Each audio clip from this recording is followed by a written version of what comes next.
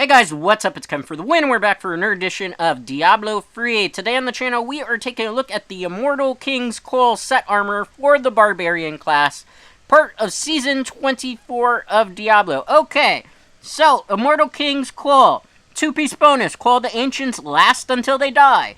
4-piece bonus, reduce the cooldown of Wrath of the Berserker and Call the Ancients by 3 seconds for every 10 fury you spend with an attack. 6-piece bonus, while both Wrath of the Berserker and Call of the Ancients is active, you deal 4,000% increased damage. We're going to be using several things with this build. As you can see, though, we're using a full set of Immortal Kings. We want Fury of the Ancients on the shoulder. Call of the Ancients gains the effect of the Ancients' Fury Rune. We also want Conventions of Elements for one of our rings. We want the Compass Rose and the Traveler's Pledge for our ring and necklace set. 2-piece bonus, while moving, damage take is reduced up to 50%, while standing still, damage dealt is increased by up to 100%. We're going to be using Bracers of the First Men to power up our Hammer of the Ancients, attacks 50% faster and deals 450% increased damage. We're also going to be using the Little Rogue and Slander set. Every time you spend primary resource, gain 6% increased attack speed, damage, and armor for 5 seconds. This effect stacks up to 5 times.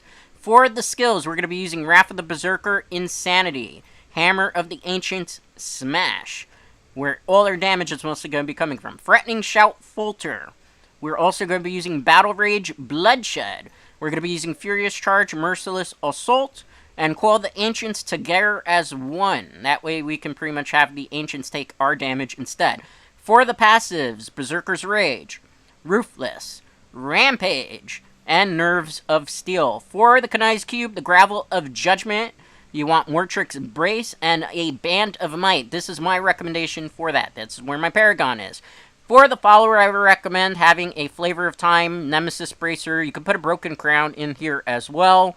As for the gloves, you could probably put anything that you want. Gold Skin is actually kind of decent. Really, you just need a Broken Crown, a Flavor of Time, and a Nemesis Bracer. So those are really the only things you want that are really going to be super beneficial for you when you have your follower equipped with those things. Other than that, that's really everything else can be kind of throwaway. For the purpose of this demonstration, we are going to be doing a Greater Rift of 65, or correction, 60, 65, 70, 75, and 80. That way I can take you through all the torments on the lower levels through the higher levels to show you how well this particular armor fares.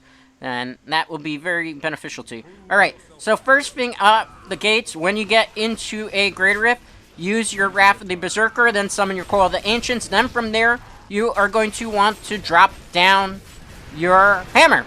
Basically, this is all you're going to be doing is dropping down the hammer while you have your Wrath of the Berserker and your Call of the Ancients active. Just drop your Hammer of the Ancients down, and pretty much you will be imploding things with a significant amount of damage. Subsequently, because you are attacking with the Hammer of the Ancients a ton amount of times, you will basically not only trigger the 6-piece bonus, but you're going to trigger the 4-piece bonus, which will increase the amount of cooldown for Call of the Ancients and Wrath of the Berserker. So, in theory, all you're going to be doing with this armor is Wrath of the Berserker, Call of the Ancients, then you can use your Threatening Shout to weaken things, drop your Hammer of Ancients, and those things will implode in one hit until you get higher up in the Greater Rift, where then it'll take a bit more tanky hits. But that's where your Bane of the Stricken, that's going to be a part of your gem options in, that you're going to want to put in here to be able to do more increased damage. And that's pretty much what you're going to be doing with this particular set. It's not a very fancy set, however, it's a very powerful set in what it does. And you always want to pretty much have your Hammer of, well, not your Hammer of Ancients, but your Ancient Fury and your Wrath of the Berserker active. And as long as you're constantly attacking with the Hammer of the Ancients, you should not have really any problem at all with the cooldown. Now, in terms of optimization for this armor, what would you particularly be doing to optimize it fully? Well, my recommendation would be, on your not on your hammer, but on your helm, I would recommend 6.0 crit hit chance. On your gloves, I would recommend attack speed at least 6.0%. I would recommend crit hit chance of 6.0% at the very least. And I would recommend crit hit damage 50%. If you could get an attack speed of 8.0 on your gloves with the rest of those stats, definitely do so. Something you could do subsequently if you wanted to, despite the fact that we're not running a Captain Crimson set on here, because it would be pretty hard to pull off based on everything that we have in terms of her gear here, but if you were to just want more cooldown because you feel like there's not enough cooldown already built into this armor, my recommendation would be putting cooldown of 8.0% wherever possible on this particular armor. The reason for that is that will allow you to summon your or use your Wrath of the Berserker and your Call to Ancients significantly a lot faster. And then when you're factoring in the 4-piece bonus of the set and dropping that Mega Hammer of the Ancients, there should be very few situations, if any, where you're not able to activate a Wrath of the Berserker followed by a Call to Ancients and just drop the Ban Hammer on everything, so to speak. This is not a very fancy armor. There is a different type of variation using the Wraith set. This, however, is the better Hammer of the Ancients build. It is the more beneficial one to you. It is more simplistic. It doesn't require nearly as much optimization, and it's much easier to use. Immortal Kings, when fully optimized, when we're talking like ancient legendary pieces, everything is your ancient, everything on your armor is ancient legendary, including your weapons, including your necklace, including your rings. If you have that fully optimized where everything's ancient legendary, or primal ancient legendary for that matter, and you have augmentations of every piece of those armors with at least level 80 to a level 100 gems, you should be able to push on your own solo Greater Rift 135 with general ease. And I'll put 135 plus with ease. In a group of 4, Hammer of the Ancients Immortal Kings is not super, how do I put it, team-friendly build. It's generally one of those ones that's better for solo progression because it kind of loses out in team play because there's just a lot of faster armors. People tend to be more speed farming type of variations of armors when they do group play. So Immortal Kings, however, if you were able to find a group that's just doing pushes and whatnot, a group of 4 fully optimized where they know what they're doing, you should, in theory, be able to do a Greater Rift 150 in a group of 4 that knows what they're doing with ease with this particular armor as well. Now, let's see what that clear time is. This is Greater Rift 60, 3 minutes and 37-second clear time. My armor, keep in mind, is not fully optimized in the sense that it doesn't have a lot of augmentations on it. So I'm basically, for all intents and purposes, showing you how this armor will perform basically with less than full optimization. As you can see, it still does tremendously well. Same strategy as before. Wrath of the Berserker, then we're going to use our Call of the Ancients, then start dropping down our Hammer of the Ancients. Hammer of the Ancients is going to take down just about everything, allowing for our cooldown on Call of the Ancients and Wrath of the Berserker to get reactive. So as you can see here, we already got the Call of the Ancients back, we summon them back up, continue to drop the Hammer of the Ancients down, imploding everything that stands in our wake. And then when our Wrath of the Berserker wears out, we'll just rechannel Wrath of the Berserker. As you can see, we brought back up Call of the Ancients, and we continue this particular damage rotation. There is never going to be really a situation unless you get killed by an enemy, or unless you run into a very long stretch where there are no enemies available in the dungeon layout, where you are not going to have your Call of the Ancients or your Wrath of the Berserker able to be activated. Now, as for gems that you could use, Bane of the Trap, Bane of the Stricken, and then I would recommend like Goaka Swiftness just to add a extra amount of cooldown. You could also go Tegook, I suppose, if you wanted to. However, I would say Goaka Swiftness is probably your better bet here. So definitely you can play around with it, but I definitely say Bane of the Stricken, Bane of the Trap are mandatory, and then from there you just figure out if you need even more cooldown reduction. I mean, there's no reason not to run Goaka Swiftness because you're going to be attacking things tremendously anyway, so why not get even extra cooldown to guarantee that you'll always have your Call of the Ancients and your Wrath of the Berserker up anyway, right? So it just makes perfect sense to do that. Okay, same strategy as before. Fury's Charge, as you notice in this particular build, is to help you gain a little bit of distance between you and enemies. It gives you a little bit of mobility. You don't use it too much outside of the fact when you just want to kind of close a gap between enemy. Okay, we're going to go Call of the Ancients, Wrath of the Berserker. As you can see, continue to drop down the hammer. Go summon my Call of the Ancients back. Hammer the Ancients. I have Wrath of the Berserker already active. However, if I wanted to, I could click Wrath of the Berserker again. As you can see, I just hit Paragon 1328 here after doing that. This is really good for Paragon farming. This is really good for solo speed farming on lower Greater Rifts as well, as it could just explode things super fast. This is also one of the more fun Barbarian armors, in my personal opinion, is one of my favorite armors, next to Frenzy Barbarian, which is the Horde and the 90 Savages, which is available in the playlist. Now, for Season 24, let's say you wanted to rock this armor for your Season 24 journey. What would you want to be focusing on first? Well, first thing I would focus on personally is just getting the pieces of the armor. Just do a whole bunch of greater rifts. Depending what your starter set is, will depend on what you do. Let's say, for hypothetically speaking, that the Immortal King set is your starter set. It's your Hatred Script. If you're new to Diablo 3, what would happen then is at the start of Season 24, you have seasonal objectives that you have to complete. Starting on Chapter 2, when you complete a seasonal objective, you get 2 pieces of what's called the Hatred's Gift, which is the star set armor.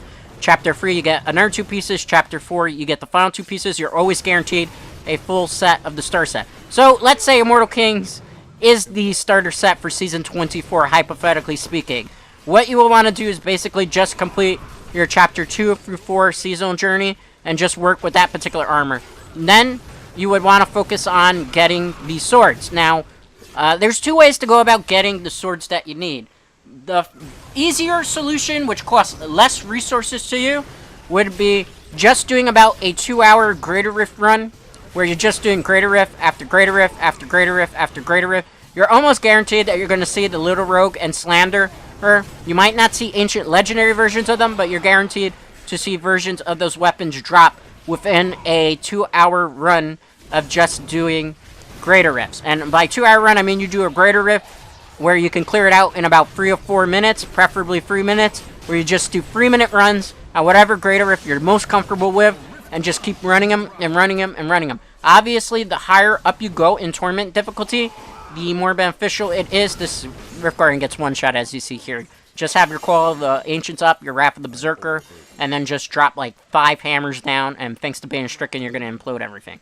I'm leveling up random gems right now, guys, just to augment armors further. Pay my mind to that. But basically what you want to do, though, getting back to the swords, I would recommend 2-hour runs. So you're guaranteed to run into a lot of Little Rogue and Slanderers if you're doing 2 hours of 3-minute Greater Rift runs. Tremendously, a ton of them. You should have no problem 2 hours finding them. Subsequently, if you had like a lot of Death Breaths and you had a lot of Zenny to spend, you know, gold, I would say another method you could do is you could just buy a whole bunch of rare swords and then use the Kanai's Cube to upgrade them that way. And there is a significantly decent chance that you will get either the Little Rogue or the Slanderer that way, or you will get the both Kalos weapons, which are really good, and you need them for the Whirlwind Barbarian set anyway. So the only problem with that is that that is going to cost you a lot more Death Breaths, which means you're going to have to run like a Cane set on your follower to be able to, you know, be able to maximize the most amount of Death Breaths that you get that way. This is a Greater Rift 70, same strategy as before.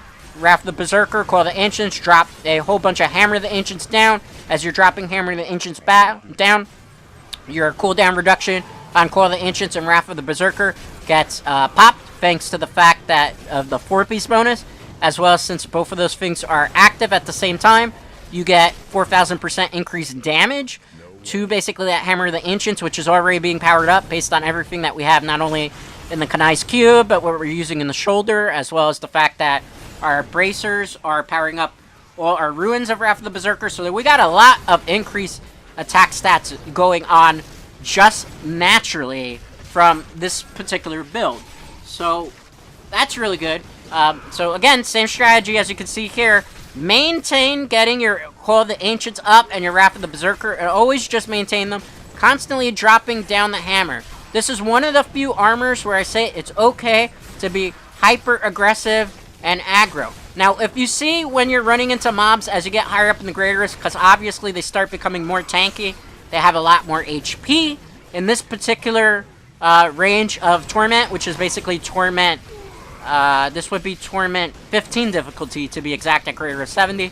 What you want to do is basically then you would want to use a lot more of your Frightening Shouts based on the Frightening Shout we have. When we use a Frightening Shout, we weaken enemies, which softens them up for our Hammer of the Ancients, which when you apply the damage that Bane of the Stricken is doing, as well as just the damage modifiers from the set armor's 4-piece, or not so much the 4-piece, but the 6-piece bonus, we're doing a tremendous amount of damage to everything, basically dropping the hammer down.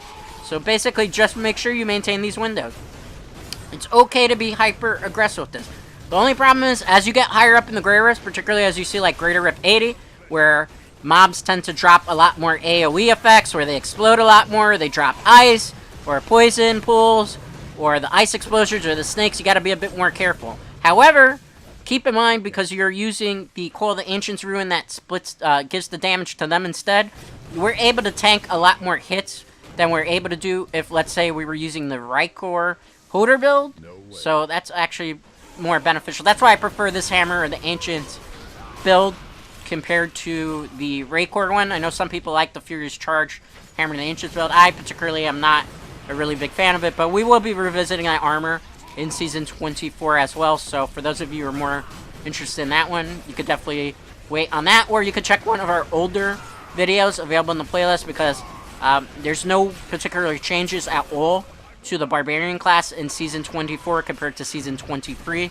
So pretty much everything for Barbarian has been untouched. The only things that were changed was the Crusader Valor set armor, Masquerade of the Burning Carnival, as well as an upgrade, or buff I should say, to the Inya set, which is the Mystic Ally Monk. We will be covering the Inya set in the official start of Season 24 when the patch goes officially live. However, basically, the end guide that I did at the end of Season 23 for it, based on that, is not going to be too much different outside of the fact that the damage modifiers have been significantly increased, as well as the gem that we would be using for the Ina Monk set build. Again, guys, same strategy as before. Call the Ancients, Wrath of the Berserker, drop your hammer. With the Ancients down, everything should pretty much implode.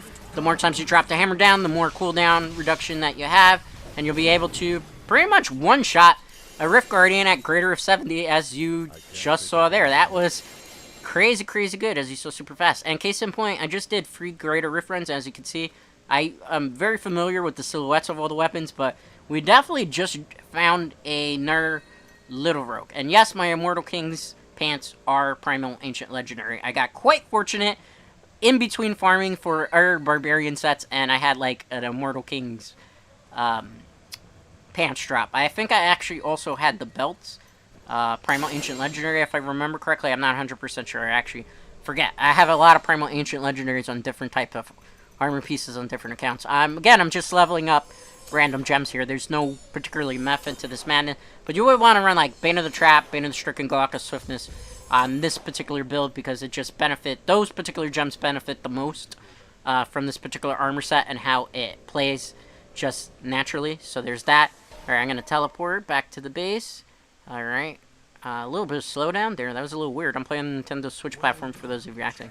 Alright, let's see. Greater of 74 minute and 15 second clear time. That could have been a little bit faster had I not wasted a little bit of time in my twisted turns there, but still, extremely powerful, extremely fast. Alright. This is a Greater Rift 75. We will also do a Greater Rift 80, and then I will pretty much end the day there. Same strategy. It does not change at all. Here, again, Wrath of the Berserker, Call the Ancients, drop your Hammer of the Ancients down on everything in sight. That will build back up your cooldown reduction for Wrath of the Berserker and Call the Ancients, so that you can just repeat that window of things up. The only difference here, as you get higher up in the Greater Rifts, like I mentioned before, is when you run into more tanky mobs. In particular, I am talking about like the elite packs. You're going to want to use your Threatening Shouts. That way you can soften them up, because your Threatening Shouts weaken them, so that when you drop the hammer, you're just going to be doing naturally more damage to them. So that's definitely something that you would want to incorporate into your strategy, slightly a little bit. Now you're going to basically be doing Wrath of the Berserker, Call the Ancients, drop your Hammer, the Ancients down, anything that's tanky. You want to go Threatening Shout. You could also use some of your other things like Warcry to be able to just soften things up and deal more damage that way as well. Definitely play around with it. You'll get a feel. You understand pretty much when you need to Threatening Shout. Usually save the Threatening Shouts for when you see large areas of mobs that are very densely populated. Case in point, here we ran into large elite packs, so actually multiple elite packs. So this is where Threatening Shout comes in handy. Again, we're going to be dropping down the Hammer of the Ancients. The reason why we're selling so many elite packs here is because our follower is using Nemesis Bracers, So we had the Emanate ability going off here, which says anytime I touch a pylon, elite packs spawn from the pylons, so that works in our benefit. As you see, as you get higher up in the Greater Rift, you're not going to be able to do things as speedy. It's kind of ironic because Immortal King's Hammer the Ancients kind of morphed from speed farming on the lower Greater Rifts to then becoming more of a quicker type of push build, which is perfectly fine because it's one of the faster type of push build variations that's available. It's much more faster than, let's say, Riker Hammer of the Ancients particular build, which is the Furious Charge Hammer of the Ancients build in particular, for those of you who are not familiar with what exactly the Rancor set does. Alright, same strategy as you see here, guys. Wrath of the Berserker, Coil of the Ancients, Threatening Shout, drop down as many Hammer of the Ancients as possible, which will build up the cooldown for Coil of the Ancients as well as Wrath of the Berserker, and those Hammer of the Ancients that are being dropped are powered up based on everything that we have in the armor setup. Now, if you're one of these people that is not good at particularly visual cues and you need something on paper, don't worry. As always, I will link you in the description to a sample armor build for this particular armor set, and you can just see the on-word written breakdown as to particularly how this armor works and what are recommended or desirable stats and skills that you will want on your armor pieces. Keep in mind, my variation of build might vary from the one that I link you to, because as I always mention on this channel, builds are just that. They are recommendations of armors and builds that I think are pretty useful and good for those of you who might be starting Diablo 3. If you're a hardcore Diablo 3 player, I already know that you guys know exactly what you're doing. I'm trying to help out some of the more casual and some of the less maybe proficient players. And if you do have a variation of Hammer of the Ancients that you like, and you'd like to definitely share so, you can do so in the comments. As I always mention to my followers and viewers, please do not link to other content creators' work via links. Please do not link to websites such as MaxGG rolls of other content creators' armor builds. That's kind of a no-no. I will probably have to either moderate your comment out. I either will probably not allow the comment. Definitely don't do that. If you want to just like share your build in the comments, that's your own personal build, and you want to just have some constructive criticism and feedback, and we can, you know, bounce ideas off of each other, definitely do so. I have a feeling in the comments people are going to be asking me why I'm not using Captain Crimson, but anybody who's played Hammer and the Ancients, Immortal Kings, knows that the way this particular set armor is built, and based on the way the particular armor options are, you cannot really fit it in where you're going to be able to use also the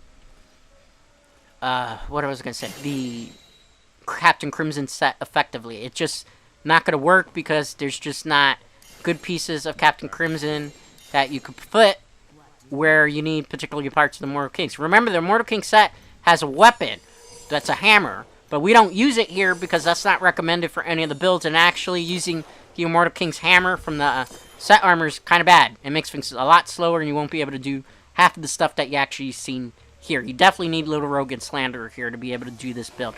So that's why we don't use it. If we had the weapon slot, it would change things a little bit differently, because then we would be able to probably play Captain Crimson, but we lose out on a lot of damage. Alright, Greater Rift 75, 3 minutes and 59 second clear time. Not fully optimized. We have like 2 or 3 augmentations on our armor that are like gems 80 or 70 here. So keep that in mind. But still, very fast, very powerful, very pushy even. Alright, this is Greater Rift 80, which is Torment 16 plus difficulty. Alright, same strategy as before. The only difference is it's going to take more Hammer of the Ancients drops to be able to take out the elite packs as well as the Rift Guardian. This is where, and I repeat, this is where having your Bane of the Stricken maxed out or as high as possible is going to help you are pushing tremendously. Subsequently here, you're always going to want to maintain having your Wrath of the Berserker up as well as your Coil of the Ancients, and you need to use your Threatening Shouts a lot more. Your Threatening Shouts become extremely vital to your success in Greater Rift 80 and up. If you waste your Threatening Shouts, if you start Threatening Shout things that are not around, you are going to be in for a very, very, very, and did I say very? Yes, I did. Very bad time on these higher Greater Rifts. Your Threatening Shouts are here to take out large areas of mobs that are tanky. And because we are on Greater Rift 16 plus, basically, even though there's not a tournament higher than 16, but once you get into tournament 80 and up, the HP gets higher, they do more damage, and they've just got a lot more defense on them. This is where Threatening Shout becomes more important. This is where following up with your Hammer of the Ancients multiple times, because Bane of the Stricken is triggering quite a lot, goes in important. This is where it's very important not to waste a Wrath of the Berserker or a Call of the Ancients, because if you don't have your Call of the Ancients or Wrath of the Berserker up at the same time, you do not get the 6-piece bonus, which means you do not get the increased 4,000% damage that is necessary for dropping the Banhammer on everything and watching them implode. I cannot stress this enough. Another thing I cannot stress enough is using the Little Rogue and Slander. The Little Rogue and Slander are going to make you able to attack faster.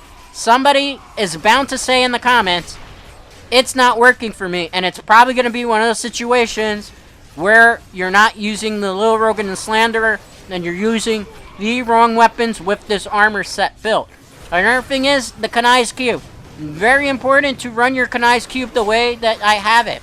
If you do not have a Gravel of Judgment in your Kanai's Cube, your Hammer of the Ancients will not get powered up. If you do not have the shoulder piece which powers up Hammer of the Ancients, you will not be able to do as much damage and multiplied damage every time you drop that down that Hammer of the Ancients.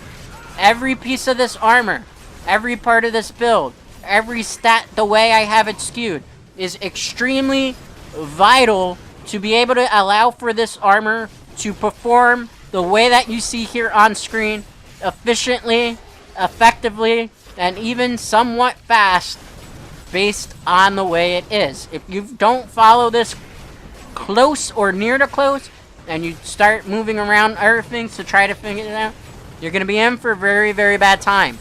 The only people who really can experiment when it comes to Diablo 3 are those who are very, very seasoned vets, and they kind of know how to make up for some of the deficiencies.